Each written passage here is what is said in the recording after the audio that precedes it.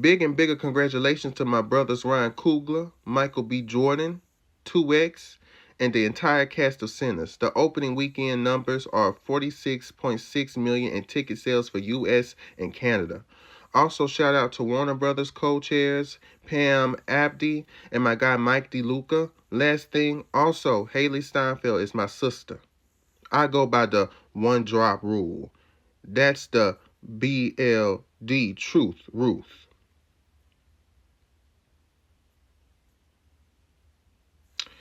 Haley was great. Wumi was also phenomenal and held it down for us. Both sisters. All the women in the movie were brilliant. In my honest opinion, Wumi Masaku was the soul of it with her character's knowledge and gifts. She made and will continue to make a lot of dark-skinned black women feel great about themselves and her incredible work. Exactly. Absolutely. Interesting choices made here. I'm not sorry, but she is not a sister. She wouldn't even refer to herself as that, so what's up with all of the reaching? That is a white woman. What was even the reason for adding that comment? Wumi Masaku. Thumbs up. Oh.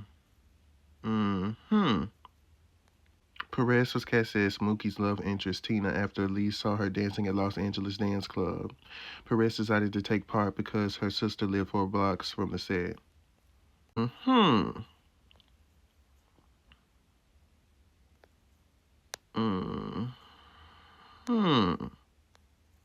Lee Daniels is facing backlash over comments he made about a white character in his new film, The Deliverance. Ahead of Friday, August 30th, release of The Deliverance on Netflix, Daniels praised the actress Glenn Close for a portrayal of a white character in the film named Alberta. Daniels referred to the white woman's role as the part of the fabric of the black community. I love Spike Lee movies. As a black filmmaker, I really appreciate Spike Lee's work. I think to say that it's influential in black cinema is, understated.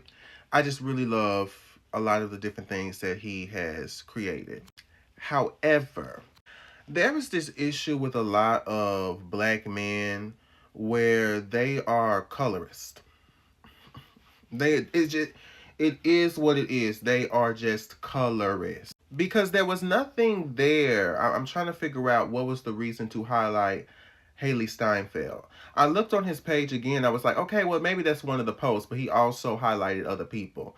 He didn't highlight Wumi. He didn't highlight any other actresses.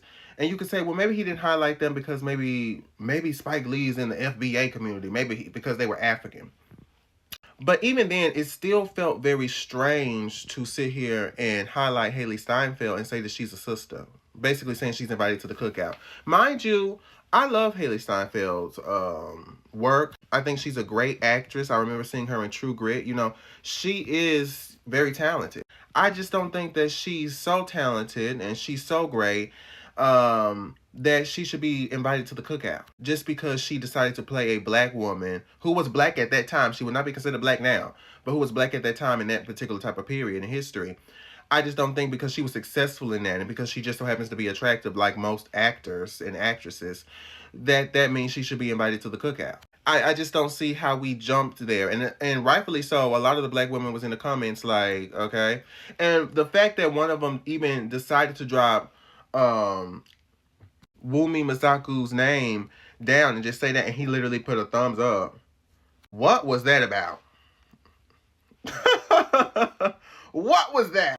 And that's why I wanted to look at what happened with Lee Daniels as well, even though that happened basically, last year? I wanted to look at that because it's something that keeps happening. Like, it's like ingrained in the root of cinema. Like, there's always a light-skinned woman being prioritized, and half of the people that are sitting there doing that, half of the people that are, perpetuating that particular image of black women are black men.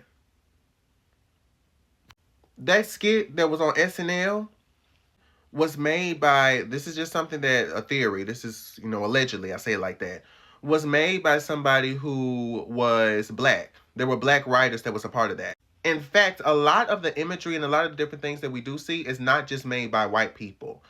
it's white people that then will sit there and talk to black people and say, oh, you got it. And they do their own little thing, right? And then they'll write it down and they create these things thinking that it's appropriate because they done sold out because they need a job and they need money and they just gonna sell out because that's just the way Hollywood life is. You get in where you fit in, you shut the fuck up, you get the job done, you get your check and you go home, right? And so at the expense of, having integrity, at the expense of having any type of positivity with the way that your people are presented, if that's even your people.